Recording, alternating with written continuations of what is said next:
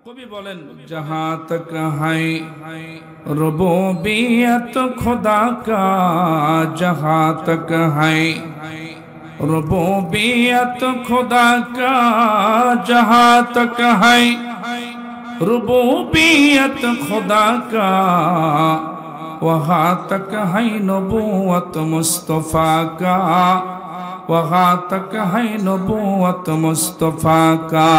चिल्लाए क़ुल मरहबा।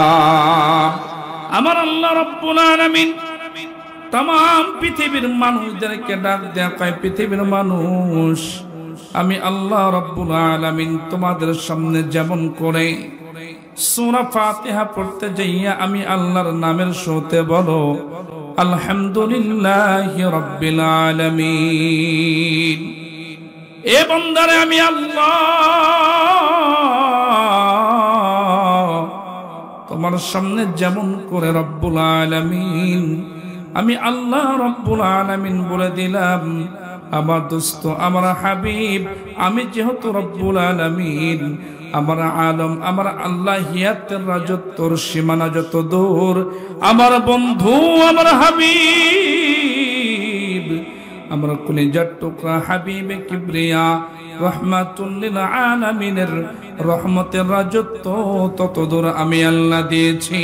চিৎকার দিয়া কোন সুবহানাল্লাহ। আমার নবী কেমন রহমাতুল লিল আলামিন।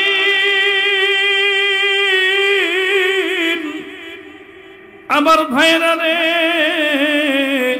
আমার বন্ধুগণ, নবী আমার মসজিদের মধ্যে যখন বয়ান করতেন, সাহাবায়ে কেরাম পাগল পারা হইয়া নবীজির চাঁদ মুখের দিকে তাকায়া আমার ভাইরা বয়ান শ্রবণ করতেন। সাপের সামনে বিন বাজাইলে আমার ভাইরা রে, আমার ভাইরা সাপের সামনে বিন বাজাইলে সাপ যেমন মাথা দোলায়, আমার ভাইরা নবীজির বয়ান হালাতে সাহাবায়ে কেরামের অবস্থানটা এমন। সাহাবায়ে কেরাম যখন বয়ান শুনতেন পাগল পারা হয়ে, নবীজির আশিকে নবী হয়ে নবীর মুখ পানে তাকায় বয়ান শ্রবণ করতেন। চিল্লায়া কোন সুবহানাল্লাহ। নবীজির চেহারার অনেক বরকত আল্লাহ তাআলা দিয়েছেন। এত বরকত আল্লাহ দুনিয়ার মধ্যে কোন ব্যক্তিকে না দিয়েছিলেন, না কখনো দিবেন। মুহতারাম হাজিরিন, নবীজি যখন সাহাবায়ে কেরামদেরকে নিয়ে বয়ান করতেন, খুব ভালো করে আপনারা বুঝবেন, এই পৃথিবীর ভিতরে 5টি স্থান আছে, যে 5টি স্থানের দিকে তাকাইলে আল্লাহ তাআলা গুনাহ মাফ করেন, আমল নামায় আল্লাহ সওয়াব দান করেন। জোরে কোন কয়টি স্থানের দিকে তাকাইলে? আর আস্তে কোন কয়টি? 5টি স্থান। 1 নম্বর রাসূল বলেন বাইতুল্লাহ। জোরে কোন 1 নম্বরে? বাইতুল্লাহ। বাইতুল মানে ঘর, আল্লাহ মানে আল্লাহ, বাইতুল্লাহ মানে আল্লাহর ঘর। এই আল্লাহর ঘর বলতে শুধু বুঝছেন না যে খানায় কাবাই শুধু আল্লাহর ঘর। সারা পৃথিবী জুড়ে আল্লাহ পাকের ঘর মসজিদ, আল মসজিদু ফি বাইতিল্লাহ। সকল মসজিদ কার ঘর? আল্লাহর ঘর। পৃথিবীর প্রান্তে প্রান্তে জায়গাতে যেখানে মসজিদ আছে, এই মসজিদের দিকে তাকাবেন বাবা, যতক্ষণ তাকাবেন জিন্দেগীর সব সগীরা গুনাহ আল্লাহ মাফ করে দিবেন। 2 নম্বর হলো কিতাবুল্লাহ। এটা আল্লাহ পাকের কালাম, আল্লাহ পাকের কথা। এই কোরআনুল কারীমের দিকে তাকাবেন বাবা, যতক্ষণ তাকাবেন আল্লাহ তাআলা আমলনামার গুনাহগুলো মাফ করে দিবেন এবং সওয়াব বাড়ায় দিবেন। কয়টা গেল? আপনারা কি আলোচনা বুঝতেছেন? 1 নম্বর বাইতুল্লাহ, 2 নম্বর কিতাবুল্লাহ, 3 নম্বর রাসূলুল্লাহ। কিন্তু আমাদের নসিব খারাপ, রাসূলের জিন্দেগি হালাতে আমরা জন্মগ্রহণ করি নাই, রাসূলকে আমরা দেখতে পারি নাই। কিন্তু রাসূলের একদল ওয়ারিস আছে, সেটা হলো ওয়ারাসাতুল আম্বিয়া, উলামায়ে কেরাম। যতক্ষণ পর্যন্ত উলামায়ে কেরামের দিকে মুখ পানে তাকিয়ে থাকবেন, খোদা কি কসম, নবী দেখার সওয়াব আল্লাহ আমল নামায় দিয়ে দিবে। তাহলে বাইতুল্লাহ, কিতাবুল্লাহ, রাসূলুল্লাহ, এরপর হলো বাপ মা। ও ভাই, বাপ মার দিকে তাকানোর যে বরকত আল্লাহ তাআলা বয়ান করেছেন, নিজে বয়ান করেছেন। ও ভাই, এই বরকতের বয়ান হক্কানি রব্বানি উলামায়ে কেরামের জবান থেকে আপনারা অতীতে শুনেছেন। বাপ মার দিকে কোন সন্তান যদি ঈমান হালাতে বাপ্পাকে মুহাব্বত, বাপ মায়ের মুহাব্বত দিলের মধ্যে নিয়ে যদি বাপ মার দিকে একটু তাকিয়ে থাকে, যতক্ষণ তাকাবে, মদিনার নবী বলেন, কামলিওয়ালা নবী বলেন, যতক্ষণ বাপ মার দিকে তাকাবে একটা কবুল হজ, দুইটা উমরা হজের সওয়াব আল্লাহ দিয়ে দিবেন। কিন্তু আমরা বাপ মায়ের দিকে তাকাই ভালো নজরে না। বর্তমান সময়ে বাপ মার সঙ্গে সন্তানের সম্পর্ক ভালো না। আবার আপনি বলবেন হয়তোবা সন্তানটা খারাপ না, বাপ মা এক নম্বরে খারাপ। এই সন্তান যখন জন্মগ্রহণ করেছে, এই সন্তান তো নিষ্পাপ মাসুম অবস্থায় জন্মগ্রহণ করেছে। বর্তমান সময়ে দেখেন ছোট্ট ছোট্ট বাচ্চাদের হাতে অ্যান্ড্রয়েড ফোন তুলে দিয়ে ছোট্ট সন্তানদেরকে গেমস, পাবজি ইত্যাদি ইত্যাদি খেলার মধ্যে হাত দিয়ে ওই সন্তান দ্বারা যদি সুশিক্ষায় শিক্ষিত জাতি গঠন করার কোন সন্তানের বাপ যদি স্বপ্ন দেখে, কঠিন কালেও সম্ভব না। কথা কোন ঠিক নেবে ঠিক? এই জামানায় যদি ওই রকম কার্যকলাপ করে, তো ওই সন্তান, ওই মেয়েটাই হবে ঐশীর মতো খারাপ মহিলা। কথা কোন ঠিক নেবে ঠিক? বাপ মাকে যে এক মুহূর্তের মধ্যে হত্যা করছে। এই জন্য আমাদের বাপ মা যারা আছে, আমাদের কিছু হক আছে। সন্তান জন্মগ্রহণ হলে সাথে সাথে সুন্দর একটা নাম রেখে দেওয়া, আকিকা করা এবং ইসলামের ফিরিস্তিতে তাকে বড় করা, ইসলামের নিয়মের উপরে বড় করা। কিন্তু আমরা মনে করি যে আমাকে একজন জিজ্ঞাসা করছে যে হুজুর একটা নাম রেখে দেন আমার মেয়ের। বলে আপনার নাম কি? আব্দুল আলিম। তো আমি বলছি তিনি আপনার মেয়ের নামটা আসিয়া রাখেন। হুজুর মডেল কিছু নাম কোন? ও ভাই, এটা হলো দুনিয়া। আমাদের মতো এরকম ঢিল ঢাল পোশাক পরে আপনার সন্তান চলবে, এটা আপনার পছন্দ হয় না। এই জামানার ফ্যাশনিজ স্টাইলিশ ভাবে যারা চলে, ওদেরকে আপনারা গ্রহণ করেন, খেয়াল করেন।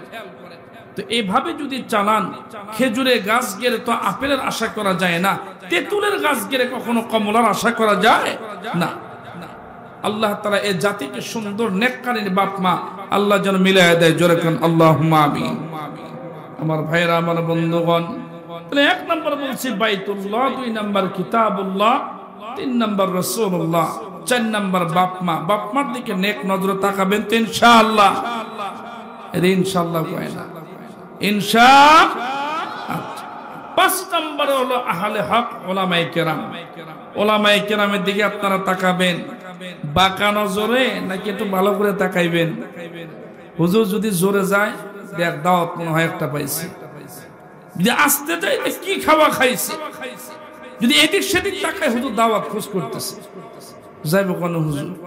আর উলামায়ে কেরামের পিছনে লেগে থাকা একদল ব্যক্তি আছে। হুজুররা ভালো যে সমস্ত কার্যকলাপ করে, এর পিছনে খেয়াল করবে না। এই যে একটা মাদ্রাসা, এখানে যে সমস্ত উলামায়ে দ্বীন এই মাদ্রাসা প্রতিষ্ঠা করেছেন, পরিচালনা করতেছেন, আজকের এই মাহফিল উপলক্ষে দেখেন তাদের খানা নাই, ঘুম নাই, পুরো আরাম আয়েশ নাই। এই সৌন্দর্যকে ঠিক রাখার জন্য, পরিস্থিতিকে সামাল দেওয়ার জন্য কতই না কোরবানি তাদেরকে দিতে হচ্ছে।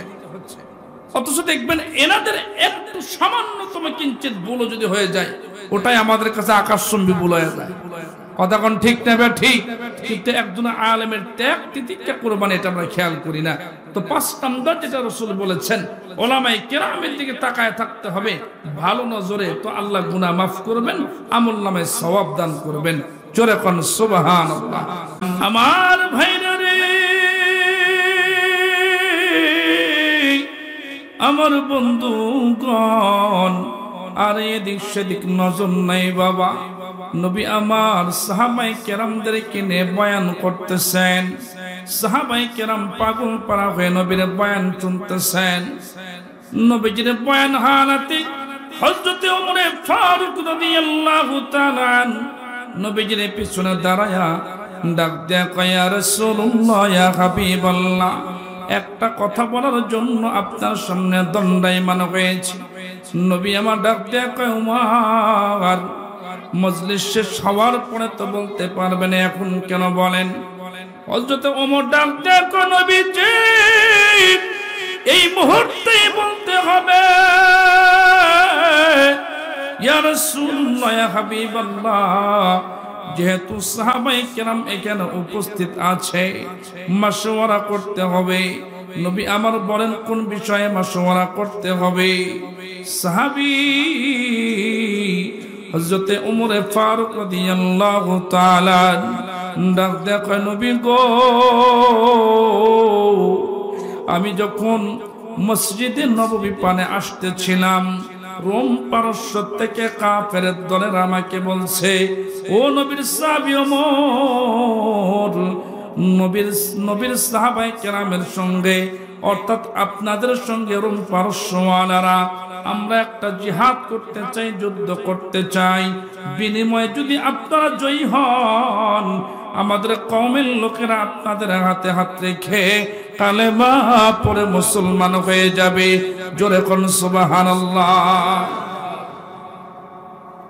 কিন্তু আমার ভাই ইসলাম ওয়ালারা কোরআন ওয়ালারা যদি না যেতে তাইলে কিন্তু আমাদের উপরে বিজয় ঘোষণা করতে হবে আমরা যা বলবো তা করতে হবে নবী আমার ডাক দেখে ওমর আজকের দিন হলো শনিবার দিন একটু অপেক্ষা করেন রবিবার সোমবার মঙ্গলবার বুধবার দিন ওদেরকে আপনি দিন দিয়ে দেন বুধবার দিন সাহাবায়ে কেরামদেরকে নিয়ে আমি সবাইকে সাথে নিয়ে আমি নবী জিম্মাদার হয়ে ওই রোম পারস্যওয়ালাদের সঙ্গে জিহাদের ময়দানে যাব জোরে করুন সুবহানাল্লাহ মুসলমান ভাইরা আমার গভীর মনোযোগ নবীজি হযরত বিলালকে ডাক দেয় কয় বিলাল আজ থেকে যখন আযান দিবা হাইয়া আলাস সালাহ হাইয়া আলাল ফালাহের পরে হাইয়া আলাল জিহাদ জিহাদের জন্য এসো এই আওয়াজটা দিবা লম্বা কথা সংক্ষিপ্ত করে বলতেছি বাবা নবীর সাহাবী বিলাল প্রত্যেক আযানের ওয়াক্তে হাইয়া আলাস সালাহ হাইয়া আলাল ফালাহের পরে হাইয়া আলাল জিহাদ বলে যখন মানুষকে ডাকে মুসলমান ভাইরা আমার নবী আমার উসমানকে ডাক দেখো উসমান তুমি সুন্দর লেখনেওয়ালা তুমি মেহেরবানি করে যারা জিহাদে যাবে 1 নম্বর 2 নম্বর করে করে তাদের নামগুলা উঠায় দাও নবীর সাহাবী হযরত ওসমান রাদিয়াল্লাহু তাআলা নবীজির কাছ থেকে দায়িত্ব নিয়া আবার বাইরে 1 নম্বর 2 নম্বর করে নাম যখন উঠাইতেছিলেন আমার ভাইদের রাত্রি যখন শেষ হয়ে যায় নবীজি পরের দিন সকালবেলা ফজরের নামাজ পড়ার জন্য মসজিদ নববীতে আসে নবীজি সাহাবায়ে কেরামদেরকে নিয়ে নামাজের ইমামতি করেন ইকামত দেন হযরত বেলাল রাদিয়াল্লাহু তাআলা নবীজি নামাজ পড়ে সাহাবায়ে কেরামের দিকে ঘুরে নবী আমার সাহাবায়ে কেরামের কারণগুজারি যখন শুনতেছিলেন হঠাৎ করে নবীজি তাকায় দেখেন হযরত জিবরাইল আলাইহিস সালাতু ওয়াস সালামের সূরত হযরত আমার ভাইরা রে তাহিয়াতুল কালবের সূরত জিবরাইল ফেরেশতা সকাল বেলা ফজর ওয়াক্ত নামাজের পরে উপস্থিত দণ্ডায়মান নবী আমার ডাক ডাক জিবরাইল এই মুহূর্তে আপনি মসজিদ নববীতে কোনদিন তো আসেন নাই জিবরাইল ডাক ডাক ইয়া রাসূলুল্লাহ ইয়া হাবিবাল্লাহ একটা মাত্র কারণ আজকে সকালবেলা উপস্থিত দণ্ডায়মান হয়েছি ওগো নবী আজকে কি মসজিদ নববীতে ফজরের আযান হয় নাই জোরে কদ মারহাবা নবী আমার ডাক ডাক ও জিবরাইল অবশ্যই আযান হয়েছে আমি নবী নিজে তো জামাত পড়াইলাম নামাজ পড়াইলাম আমার ভাইরা জিবরাইল ডাক দেয় কয় গো আল্লাহর হাবিব গো আল্লাহর নবী আযান যদি হয়ে থাকে আমার আল্লাহ আমাকে বলছে জিবরাইল তাড়াতাড়ি মসজিদে নববীতে যাও। আজকে তো বিলালের কণ্ঠে মদিনার মিম্বার মিনারাত থেকে হাইয়া আলাস সালাহের ধ্বনি আমি আল্লাহ শুনি নাই। সুবহানাল্লাহ কালকে সকালে কইবেন না, জোরে কোন সুবহানাল্লাহ। আমার ভাইয়েরা, আমার বন্ধুগণ, জিবরাইল ডাকতে কয় নবীজি ভালো করে শুনেন আজান হয়েছে কিনা। নবী আমার বিলালকে ডাক দেখায়, বিলাল আজান কি হয় নাই? বিলাল ডাক দেখায়, ইয়া রাসূলুল্লাহ, ইয়া হাবিবাল্লাহ, আজান তো অবশ্যই হয়েছে, কিন্তু আজান আমি দেই নাই, আপনার পালিত সন্তান যায়েদ বিন হারেসা রাদিয়াল্লাহু তাআলা আনহু আজান দিয়েছে। আমি যখন মিনার পানে যাইতেছিলাম তখন বলছে, বিলাল ভাই আমি একটু আজান দিতে চাই। আমার জায়গা ছেড়ে তাকে আজান দেওয়ার জন্য জায়গা করে দিয়েছে। নবী আমার ডাক দেয়, জিবরাইল আমার বিলাল আজান না দিলে কি হবে? আমার একজন সাহাবী তো আজান দিয়েছেন, আজান কি হয় নাই? জিবরাইল ডাক দেখায়, নবী গো, বেলালের চেহারা হাবশী কালো হইতে পারে, আফ্রিকার জমিনে জন্মগ্রহণ করার কারণে চেহারার লাবণ্যতা সৌন্দর্য খারাপ হইতে পারে, কিন্তু নবীজি বেলালের চেহারা আমার আল্লাহ এক ধরনের নূর আর বরকত দিয়েছেন। আপনার বেলাল যখন মসজিদে নববীর মিনারায় দাঁড়ায়া আজান দেয়, এই আজানের আওয়াজ শুধু মদিনার ব্যক্তিরা শোনে না, এই আজানের আওয়াজ সপ্ত আসমান ভেদ করিয়া আরশে মুআল্লাতে চলে যায়। আমার আল্লাহ নিজে আজানের জবাব দেয়। কষ্ট হচ্ছে আপনাদের? খারাপ লাগতেছে? আমার আলোচনা বুঝতেছেন মুসলমান? হাজ গতকালকে চান্দাই কোন এলাকাটা বয়ান করছিলাম, মাইকের অবস্থা খারাপ, চিল্লায় বয়ান করে গলার অবস্থা 12টা বেজে গেছে। এই জন্য কষ্ট করে কথা বলতেছি, যদি আপনারা কষ্ট না নেন আমি আর কিছুক্ষণ কথা বলবো ইনশাআল্লাহ। লিল্লাহে তাকবীর। আমার ভাইয়েরা, আমার বন্ধুগণ, হযরত জিবরাইল ডাকতে কয়, নবীজি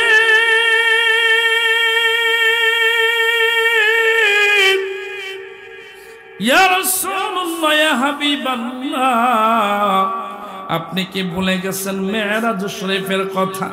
নবী আমার ডাক দেখায়, জিবরাইল আমি নবী ভুলি নাই। যখন আমি জান্নাতের মধ্যে বিভিন্ন স্থানে দেখতেছিলাম, আমি যখন জান্নাত ভ্রমণ করে জান্নাত থেকে বাহির হব, হঠাৎ করে আমার কানের মধ্যে আমার বেলালের পায়ের হাঁটার আওয়াজ জান্নাতে শুনতে পাই। আমি তখন বলছি, জিবরাইল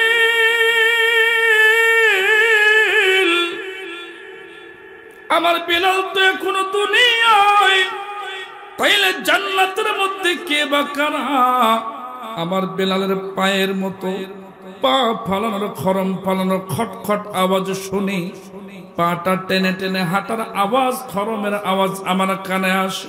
ও জিবরাইল ভাই, এই আওয়াজটা কে দিচ্ছে? তখন জিবরাইল ডাক দেখায়, নবী গো, হযরত বিলালের ঈমানের উপরে, আমলের উপরে, ইখলাস খুলুসিয়াতের উপরে আমার আল্লাহ রাব্বুল আলামিন ও নবীজি এত খুশি। আমার আল্লাহ আজ থেকে কত শত বছর পরে হযরত বেলাল ইন্তেকাল করবেন আর জান্নাতে আসবেন। আমার আল্লাহ এই পর্যন্ত দেরি করে নাই। হযরত বেলালের চেহারা একজন ফেরেশতার মধ্যে রূপান্তরিত করে আমার আল্লাহ জান্নাতে বিচরণ করায়। চিল্লায়া কোন সুবহানাল্লাহ। আমার ভাইয়েরা, আমার বন্ধুগণ, ওই ঘটনা শুনায়া নবীকে ডাক দেখায়, জিবরাইল নবী গো, বিলালের চেহারা খারাপ হইতে পারে, তার মতো ঈমান কোন সাহাবায়ে কেরাম এখনো অর্জন করে নাই। কেন? উমাইয়া যখন জ্বালাতন করে, উমাইয়া শুধু একটা বার বলছিল, বিলাল তুমি এই মুহূর্তে যদি শুধুমাত্র কেবলমাত্র বলো তোমার পিঠের তলায় আগুন, পেটের তলায় আগুন, জিহ্বার উপরে আগুনের কয়লা রাখা হয়েছে, এই মুহূর্তে যদি বলো আমি মুহাম্মাদের ধর্ম মানি না, আল্লাহর ধর্ম ইসলামকে মানি না, তুমি বলার সঙ্গে সঙ্গে তোমাকে আর কষ্ট দেওয়া হবে না, তোমার গায়ে আর চুল পরিমাণ ক্ষতি হতে দিব না, অনেক উপহার সামগ্রী দিয়া তোমাকে আমার জায়গা থেকে তোমাকে বিদায় করে দেওয়া হবে। কিন্তু বেলাল ডাক দিয়ে কইছিল, উমাইয়া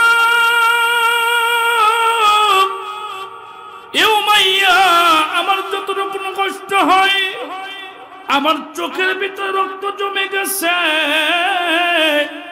আমার গায়ে আগুনের তাপে আমার গায়ের তেল চর্বি গুলা পর্যন্ত গলা শুরু করেছে, না জানি আমার আল্লাহ কতক্ষণ আমাকে বাঁচায় রাখবে জানি না, আমি যতক্ষণ পর্যন্ত আমার নাকে নিঃশ্বাস চাপে আসবে আমি বেলাল বেঁচে থাকা অবস্থায় ঈমান নষ্ট করব না। আমার ভাইয়েরা, আমার বন্ধুগণ, ওই বেলালের কথা নবী, আমার ভাইরা হযরত জিবরাইল ডাক দেখায়, নবী গো, বেলালের উপরে আমার আল্লাহ রাজি এবং খুশি। নবী আমার ডাক দেখায়, বেলাল যতদিন পর্যন্ত তুমি বেঁচে আছো আর আমি নবী মসজিদে নববীর মধ্যে ইমাম আছি, খবরদার তুমি কোনোদিন আজান মিস করবা না। আমার ভাইয়েরা, আমার বন্ধুগণ, নবী আমার ঘটনা এখানে শেষ করে দিই। সাহাবায়ে কেরামদেরকে একত্র করে ওই যে গতকালকে দায়িত্ব দিয়েছেন উসমানকে, ও উসমান তুমি নাম কয়জনের উঠাইছো?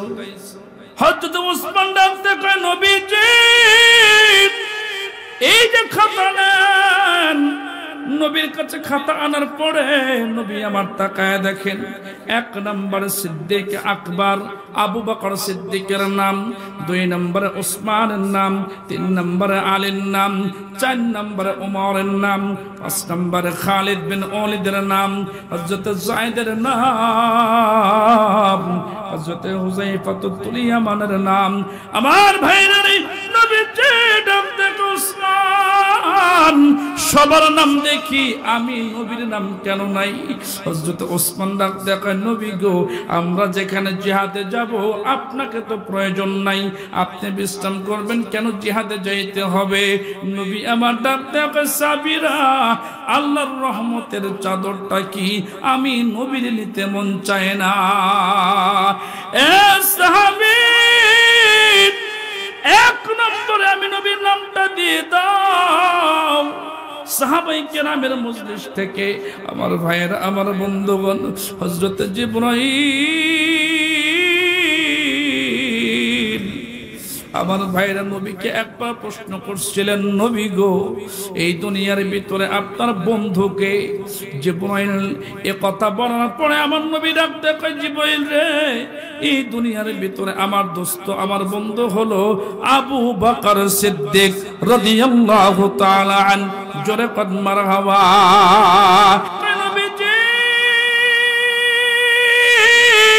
শুধু দুনিয়ার নয়, জান্নাত পর্যন্ত আপনার বন্ধুকে। আমার ভাইরা রে, জিবরাইলের সামনে নবী আমার ডাক দেখায়, জিবরাইল রে, শুধু দুনিয়াতে নয়, জান্নাতে যাওয়ার পরে আমার সঙ্গে জান্নাতে থাকবে আমার শ্বশুর, আমার সাহাবী, আমার বন্ধু আবু বকর। ওই আবু বকর ডাক দেখে, নবীজি সবার নাম লিখবেন, হযরত উসমান, কিন্তু আপনার নাম লিখতে দেওয়া হবে না। নবী আমার বলেন, না না উসমান, না না আবু বকর, না না উমর, আমার নামটা কেন লিখতে দেওয়া হবে না? আমার নামটা 1 নম্বরে লিখে দাও। হযরত ওমর ফারুক এখন দাঁড়ায় গেছেন, ডাক ডাকা, নবীজি আচ্ছা ঠিক আছে, মানতেছেন না, জিহাদে যাবেন তো যাবেনই, কিন্তু আপনার নাম 1 নম্বরে দেওয়া যাবে না, কেননা 1 নম্বরে যার নাম হবে উনি তো জিম্মাদার হবে, উনি সেনাপতি হবে। নবী আমার ডাকতে কয়, ওমর, আমি কি আমির হবার যোগ্যতার মধ্যে নই? আমার নাম কি জিম্মাদার বানানো যায় না? আমার ভাইরা রে, উমর ডাক দেখ, নবী গো, জিম্মাদার সেনাপ্রধান তো তাকেই বলে, আপনি হবেন আমাদের লিডার, আমাদের কমান্ডার।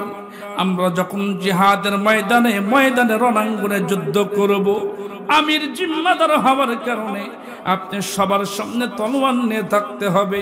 মুসলমানদের সংখ্যা কম, কাফেরদের সংখ্যা হাজারে হাজার। ও নবীজি, কাফেরদের মধ্য থেকে যখন তীর ধনুক নিক্ষেপ করবে, মুসলমানদের ওই দলের মধ্যে আপনি সবার সামনে থাকার কারণে, ও নবী গো, একটা তীর ধনুক যদি আপনার বুকে লাগে, এক ফোঁটা রক্ত যদি জমিনে আপনি নবীর পড়ে যায়, আমরা সাহাবায়ে কেরাম কিন্তু সহ্য করতে পারবো না, আমরা বেঁচে থাকতেও পারবো না। জোরে কদ মারহাবা। আল কোরআনের সৈনিক আমি, নেই তো পরাজয়, এক আল্লাহর গোলাম আমি, এই তো পরিচয় আমার, এই তো পরিচয়। এই পৃথিবীর সবই নকল, ঠিক না বে ঠিক বলেন?